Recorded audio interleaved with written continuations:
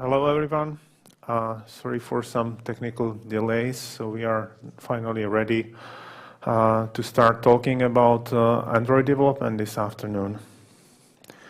And since it's a long day for all of you, please allow me to start with a little bit of exercise. I don't know if you're familiar with baseball. If you do, then you probably know this term. We do just a light version of that. No singing, I promise. I just want to ask you a couple of questions, and please do exercise, raise your hand if it describes you. So my first question is, how many of you have any experience with Android development, like you downloaded SDK? Oh, lovely, pretty much everyone. And how many of you went the full course and you already have application in the market? And how many of you actually make some money? Raise both hands if you, oh well, lovely. And just to complete the exercise for the last question, who didn't fall into first two categories? Yeah, great. So according to my research, it should cover the entire audience here, so we can call the exercise over and let's move to the real talk. Well, the actual title of this talk is Everything You Always Wanted to Know About Android, but Were Afraid to Ask. I borrowed the title from the famous movie, and I hope I also borrowed a kind of style, because what I wanted to do was to avoid just another introduction to the technology or another introduction to the topics. It's rather just a random collection of the ideas and problems I encountered during the many years of mobile development. And when I was getting ready for the talk, I realized that it would be ideal, this question and answer format, to have another speaker with me. But it was already too late, so this was not really an option. But since we are developers, we are the problem solvers, I realized there's time to figure out something else. And my solution was actually have somebody who is not here, the virtual speaker. And when I thought about that, it has a bunch of advantages, because it doesn't have to be the real person or person who's actually living. So first thought was, what about some near-field communication with this guy? And then another one of the ideas would be, I'd be really interested to see what user experience opinions of Mr. Bell are about mobile phones. But then Devoxx and Android, the common link is Java. And if you think Java, definitely think about this guy. But since James Gosling left the company, he's not really too fancy to speak in public. So he was not open to that. But I get in touch with the family and was able to recruit another member of the family, which might be even a better fit for us. So please welcome my co-speaker today. My name is Daisy. So she will help me with some curious question today. So if you are ready, let's fire the first one. Is Java inferior to XML on Android? Well, I guess it's a good question, and I guess the brother actually inspired you to ask this question.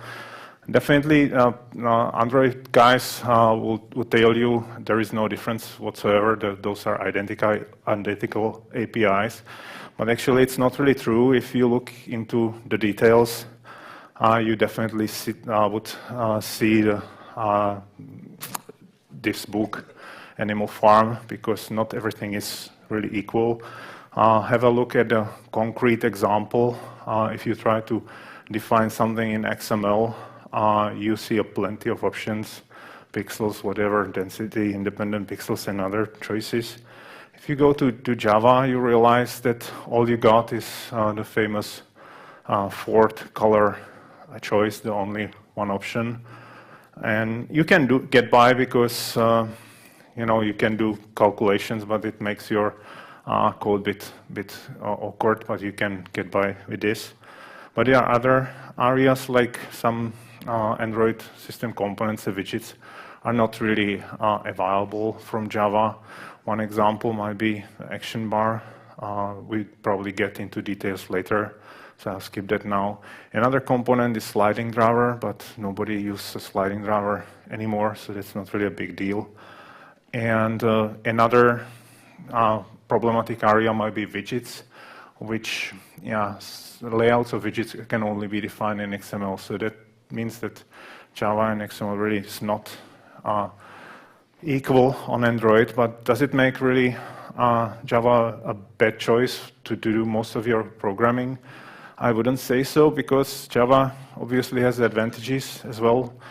First and most important being a programming language you can use, that object-oriented programming we all love for a long time. There is various patterns like MVC, and there are tools which are very strong side of Java, like you have the refactoring everybody loves. And as well, Java is a really great tool if you actually want to write some code. I love to write code, and to write some logic. A programming language is best for that. On the other hand, XML, it's a data exchange format, and if you try to abuse it for anything else, if you ever see a for loop encode in XML, you probably see something that's not right there. And I already had that slide during my previous talk in Devoxx 2 years ago. I don't know if you're familiar with the disease. That's something you can get if you try to type those strange characters which are required to type XML. This is really a problem. And in those 2 years, the medicine research done a big progress in both cancer and AIDS, but nothing really happened in this field, so be careful. It's not nice. Do you really need the latest and greatest version of Android? Yeah, nice topic about new shiny toys. Well, if you look into Android distribution, nothing new. You see the story. Pretty much main part of phones are still on the old version of the system. If you look into distribution in time, it's improving, but it's still not there. My own conclusion with the application is just a few downloads. So this is slightly outdated now. It's pretty much the same. You can't really count on the latest API to be available. So in my eyes, the ice cream sandwich, the last version is still not there, and the latest one, Jelly Bean, is completely not there. Well, you can do something. Google's trying to provide you with the backport, but it's not really a solution to everything. So it's really a difficult choice if you try to use those latest APIs, which everybody loves because it's nice to use the powerful options you have. You might at the same time lose a portion of the market, which might not be a good choice. So try to keep this in perspective. Maybe it's not yet time to use the latest stuff for everything. On the other hand, if you have some specific application which deals with latest stuff, for example, mentioned the near-field communication, well, you have no other choice than use the modern API, and it could be an advantage because there is virtually nobody else doing that, so you can still make a nice case even in that small niche market.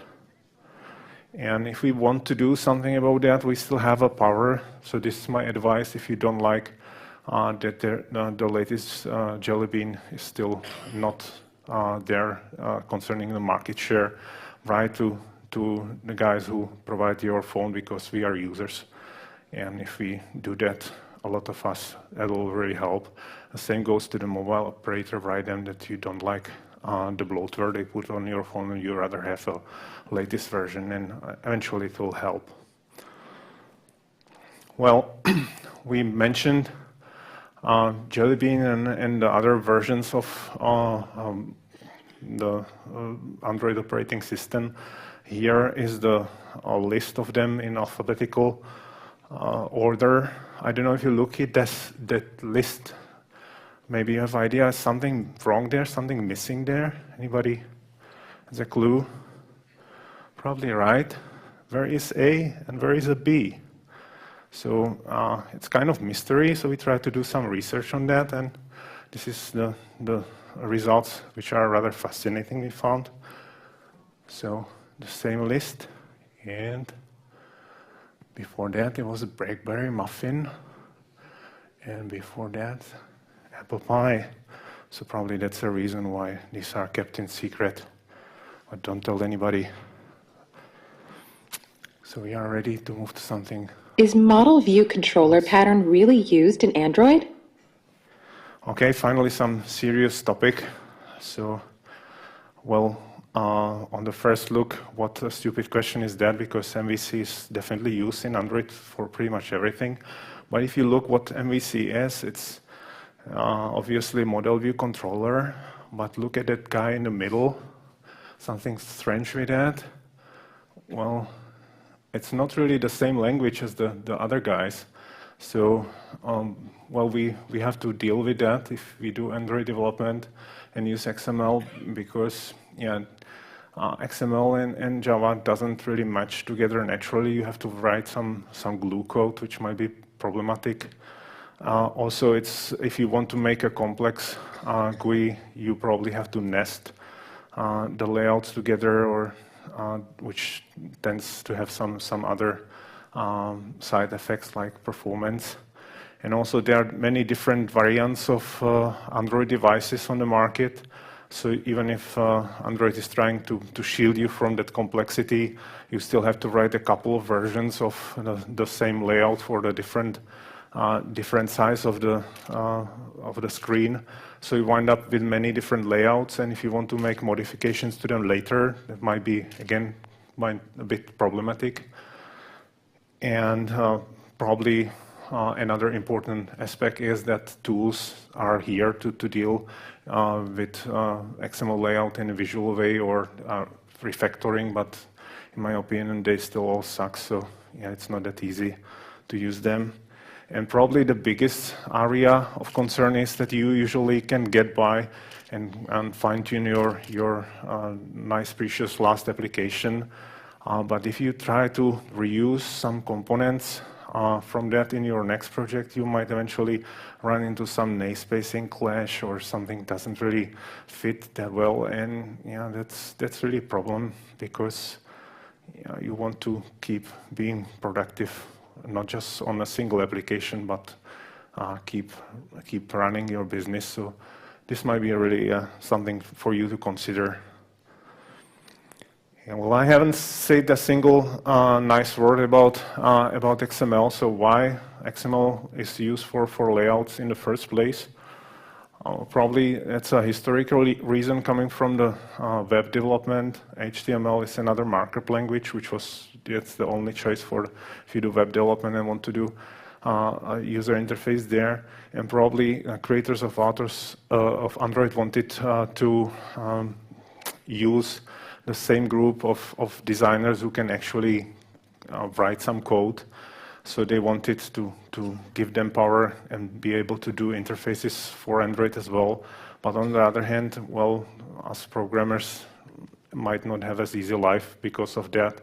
So think about that, and just might not be a solution for everybody. So try to look at other options if you can.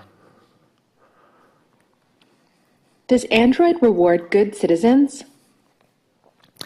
Well, I hope there are no people under 18, because this is a story which is not for the faint in heart.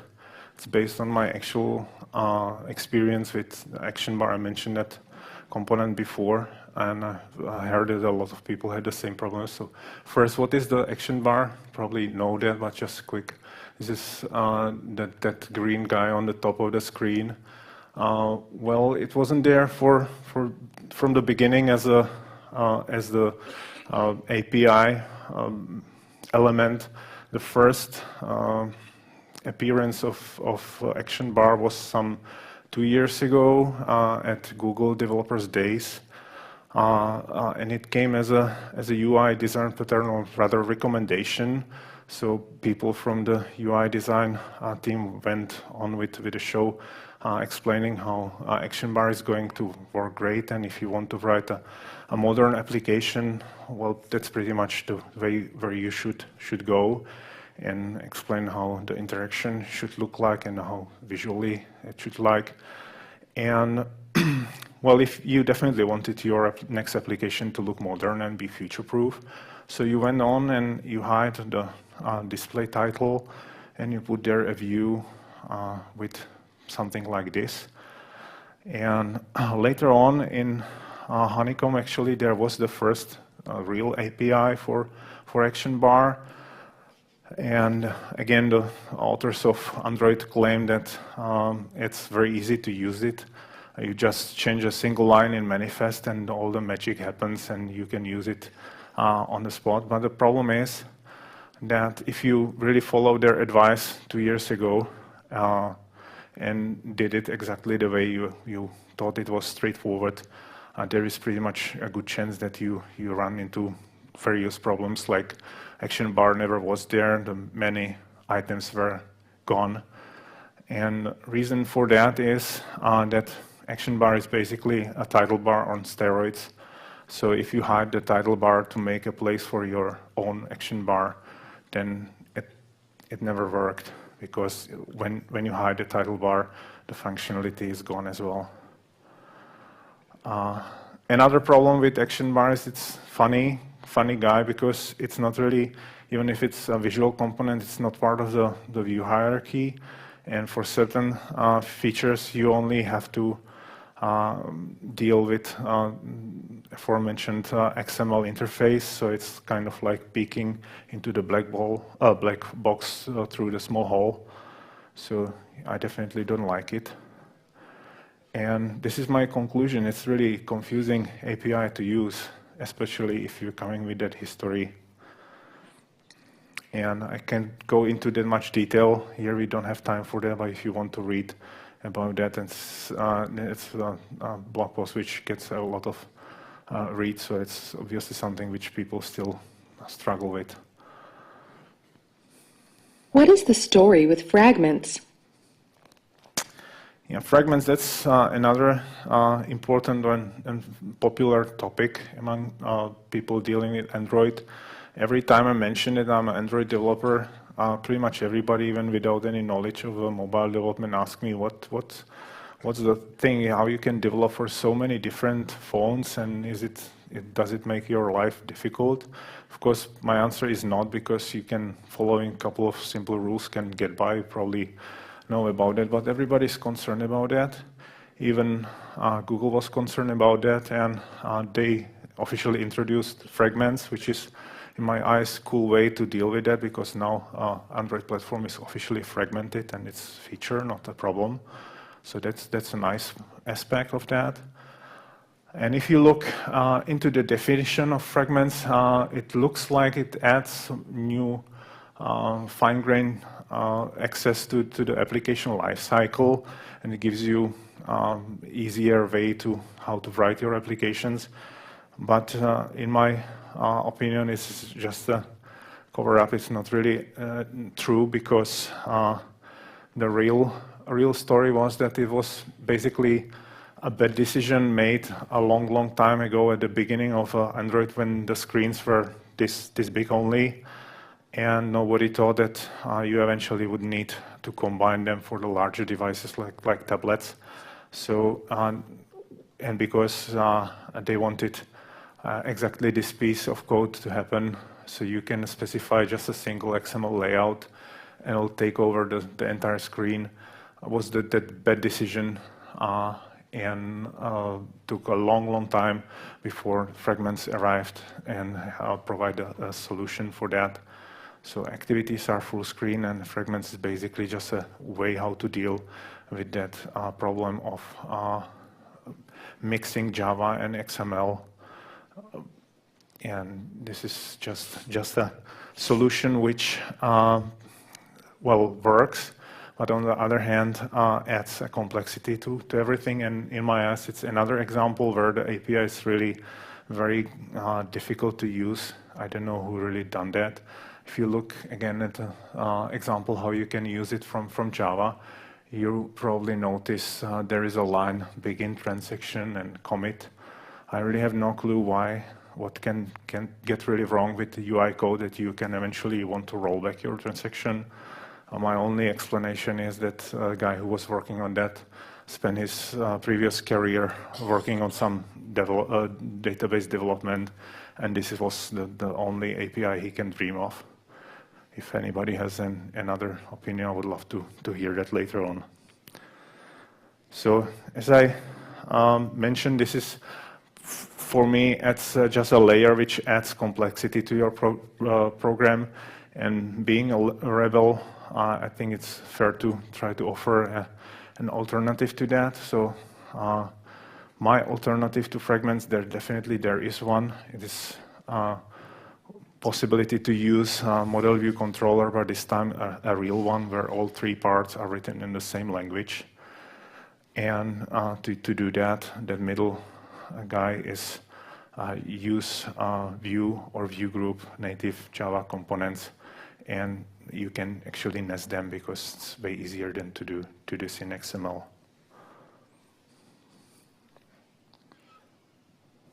Oops. Is there a more efficient way to define UI? Seems the remote stopped working. Well, there are definitely alternatives. The first one is try to reduce the clutter which comes with that impedance mismatch of XML and Java.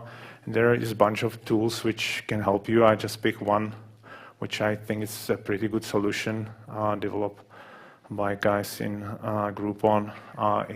It's actually a dependence injection toolkit.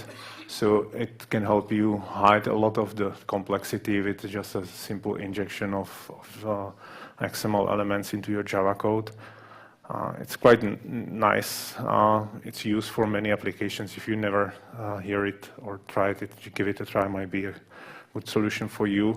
And there is, of course, an alternative to remove all that pain associated with XML-defined layouts altogether. Solution is obvious. We already mentioned that. It's you can base your solution on pure Java. Some people say it's a lot of code to write, but it might not be as big problem if you're using the right tools, because well, there are a few tools in Java which can help you with that, like reflection, which can take a lot of burden out of your shoulders and can help you a big deal with that. If there is a library, full disclosure, I actually wrote that, so I'll tell you a few words about it. I'll try to be as brief as possible. Basically, using reflection, you can build a UI right from your Java model. We called it MVC, where the VC is in brackets. It's still there. You can use it as you want, but the model is dominant way how to define UI in a very quick way. So nothing's better than a quick example. I'll use Daisy as my helper here, so she'll quickly code an application. Everybody loves to be paid, so let's write a quick invoicing application. So you have something like invoice class, which has an ID. Every invoice, probably everywhere in the world, has to have ID. And we have already very quickly a first version of the application. You see that there is just a getter, so we got a read-only field for that, but we need a bit more functionality. So let's write some method which actually generates a unique ID for new invoice. If we call that, there is no difference, because the framework has no way to understand our intention that we actually want to call this method. So we need to add something else, add a little annotation telling the framework this intention that we actually want to call this method. And the response is a new button, which upon touching generates a new ID. So that's pretty much the essence, but we maybe have a time for one more example, as Daisy is really efficient. So there is a new field You see it's a complex object person, guy who actually receives the invoice. And we can take object from some different project. We just copy it into our current one. And if you look into details of the person class, see there is nothing very fancy, name, email, maybe some optimizations, like there is a label, person's name, and a framework goes recursively through the hierarchy and basically builds what you expect. Still some problems with the remote. It builds the full interface for all nested classes in there in the way you would probably expect. To just naturally use the hierarchy which is there, and it just works because it's a single programming language, and it's very, very easy. And if you want some more features, like if you want to add validation so that the email is actually filled in, again, there are a few annotations you can use, and you get pretty complex functionality such as validation for free. You can probably notice that this is probably even faster and more declarative than XML, which is meant to be declarative. So you can just reuse the power of the programming language, such as Java. Again, no time to get into more details. If you're interested, get a look at this page. There are details about the framework. Hopefully you can download it really soon. Is runtime reflection fast enough? Lovely to hear that question, because that's usually the first question I get from the audience when I talk about how to create a UI using the runtime reflection. People are concerned, but my answer is yes, runtime reflection is definitely fast enough, but let me elaborate on that a bit. Well, it's true that reflection is a relatively slow operation, but on the other hand, mobile UI is by definition small, and if your application has so many fields, and that the reflection is really concerned, it's rather a problem of your design. So maybe you're not writing a right kind of application to be used as a mobile application, and your users won't appreciate the application not because it's slow, but because it's too complex. And also there are other tricks you can do. It's not really about how your application is actually running, how fast it's actually running, but it's all about how user feels it's running, so you can get your next view ready in the background for you, and just keep the user entertained, and he won't complain about the performance at all, even if you have some problematic areas. And this is something which is also worth mentioning, that XML is no speed demon either. If you take in consideration what's going on, it's basically parsing on the free text. So let's have a look at a small example. Well, this is not received from yesterday's visit to one of those gorgeous bars here in Antwerp. This is actually a source code of, I guess, linear layout. You don't see details, but those highlighted areas are loops which do various calculations, those weights and other attributes which are attached to the XML layout. So it's a couple of loops you have to do in order to get a layout actually happen, and it's getting even worse if you nest a couple of layouts together, because it's too difficult to use just one layout to express your entire UI. So once you nest them together, that's just get multiplied. That's really could be really slow. Well, even Android creators are aware of this problem, and if you've seen any other talks earlier here, they advocate for using anything else than just nesting linear layouts together. The latest solution is probably that group layout, which is, well, it's complex, And I claim nobody really understands what are the parameters, and the only solution is to use visual tools to drive it, but you have no guarantee if you make any change by hand to that visual tool will eventually read it later. You change something and then you all of a sudden get just a mess, which is so difficult to deal with. So yeah, this is eventually expensive to use, and you really are forced to learn completely new skill to write your user interface using a tool like a group layout. This is another problem with XML because you have to connect your XML layout to the Java code. So anytime you change the screen orientation, if you change from portrait to landscape, you basically wind up creating new layout and reconnecting, so it's kind of expensive operation. And it's possible to write application without that. If you just move your fields on a screen, you get much faster solution. People actually always surprised how fast that could be. So don't do things which are not necessary. And this is eventually another solution which might be a good one. Well, it's not a favorite one first hand. I guess a Google corporate motto is something like "Don't be absolute layout." I'm not sure about that.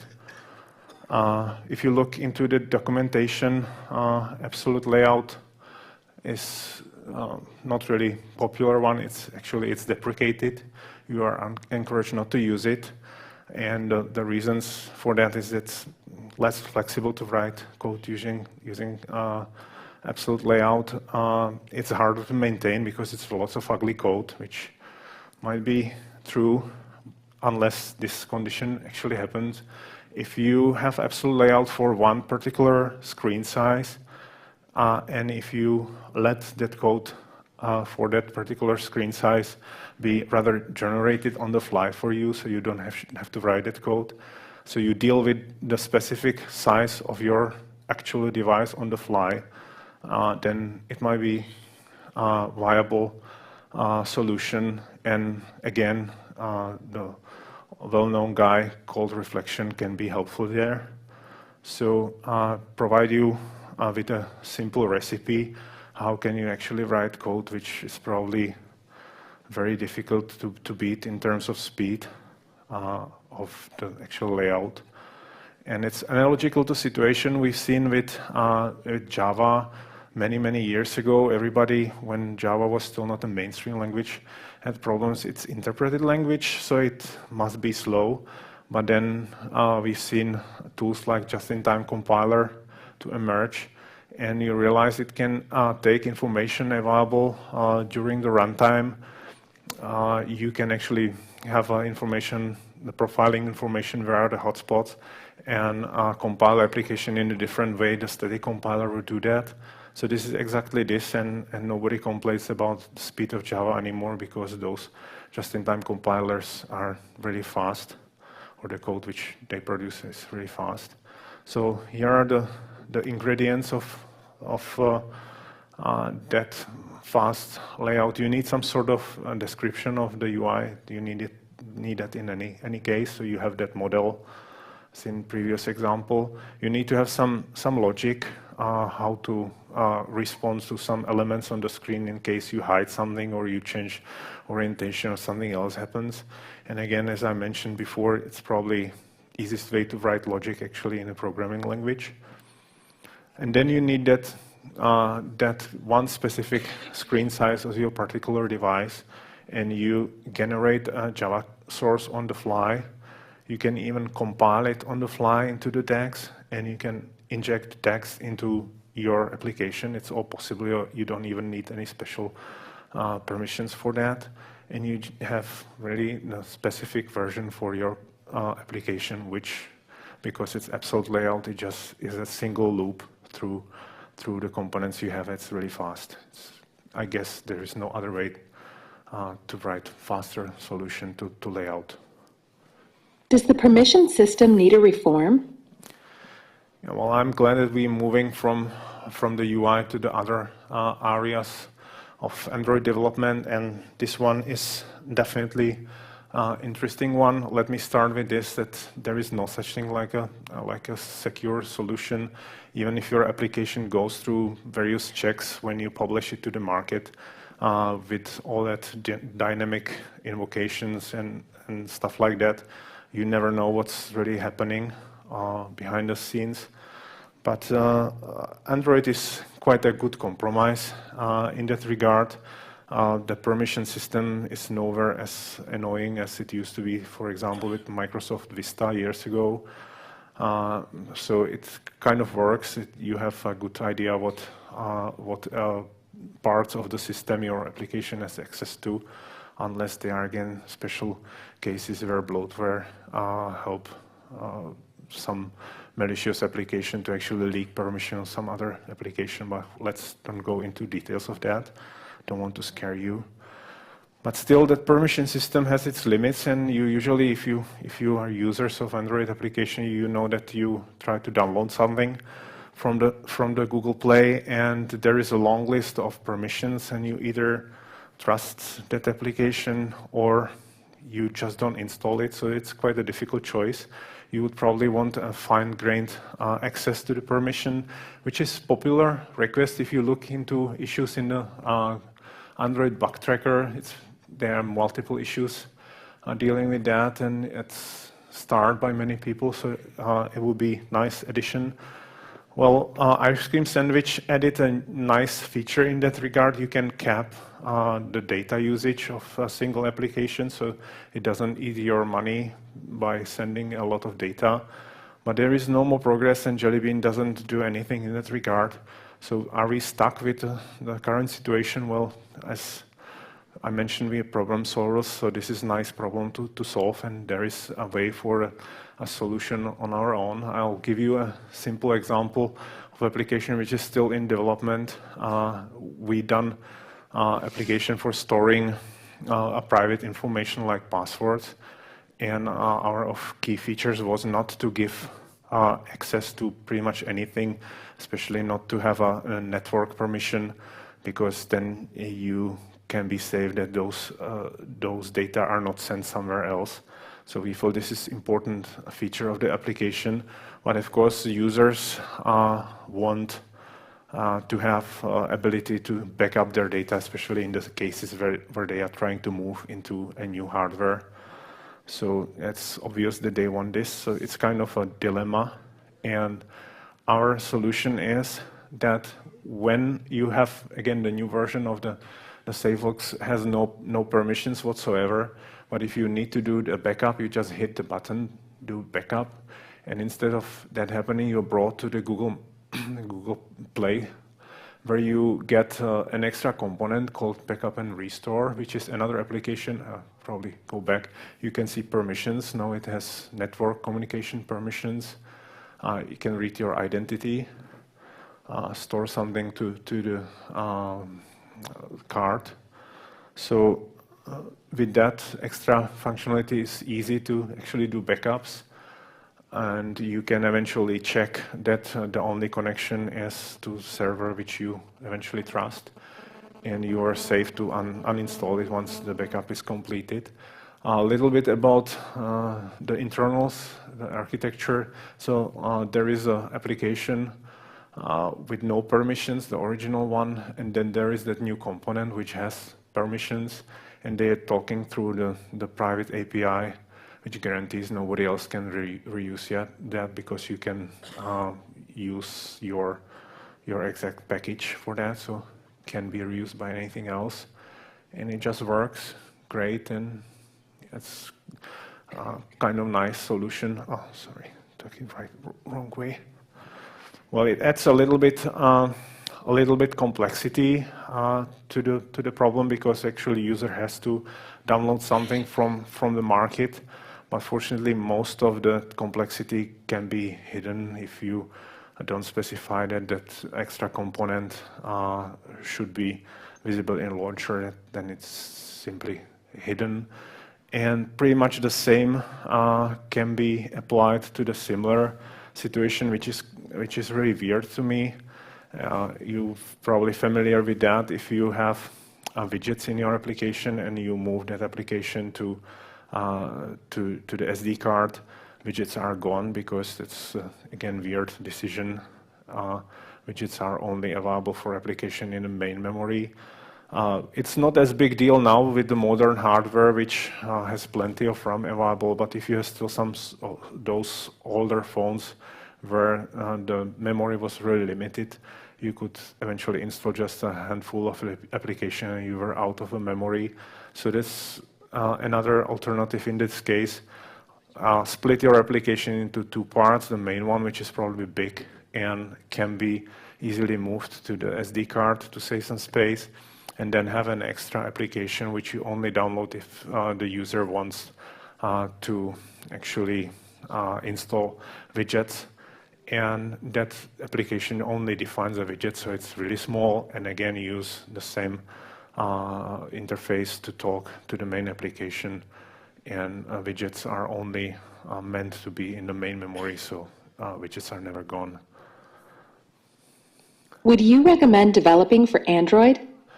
Well, it seems this last question I'm getting, and Daisy is definitely worried that we basically all we touched was very problematic areas, so it might seem that Android development is something which is not as easy.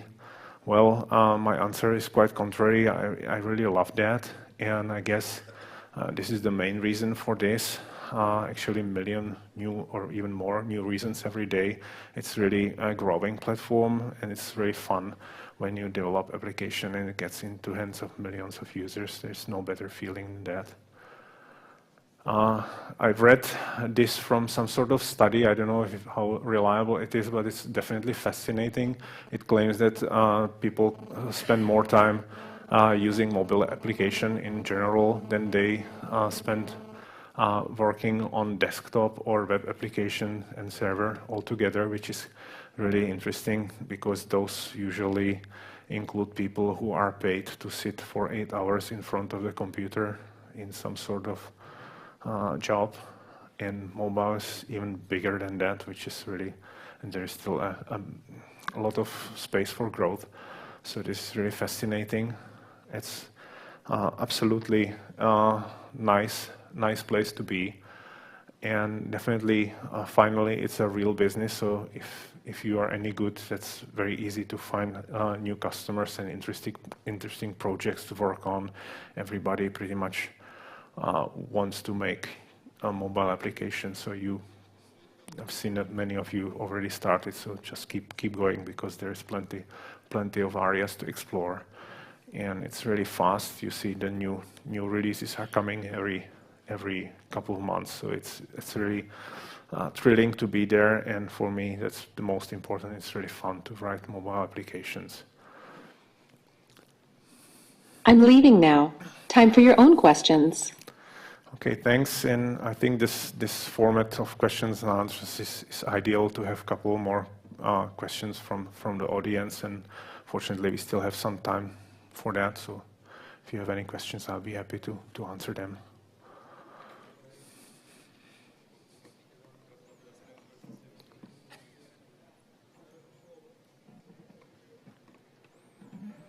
Oh, yeah, over there.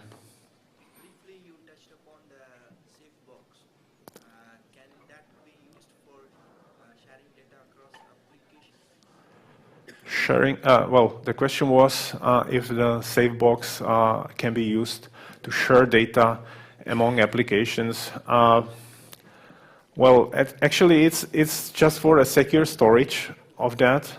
So it's stored in its own application space where you can't really get it out without actually knowing the password to that. You can. Any other application can store to that eventually. There is also option like a copy and paste, obviously, but not really. Yeah, doesn't fit. I can see any scenario where that could be helpful. Yeah, maybe we can discuss that later on because it sounds like very specific. So feel free to come over there. Anybody else? It's difficult to see with all those slides, but seems I exhausted all your curiosity. So if there are really no other questions, so just last. I'm leaving now. Oh no, sorry, wrong direction. The last slide with Daisy. And I would like to thank you as well. You were a great audience. It was a pleasure talking to you. If you have any questions later on, just fire me an email or find me on Twitter. I'll be happy to be in touch. Thank you.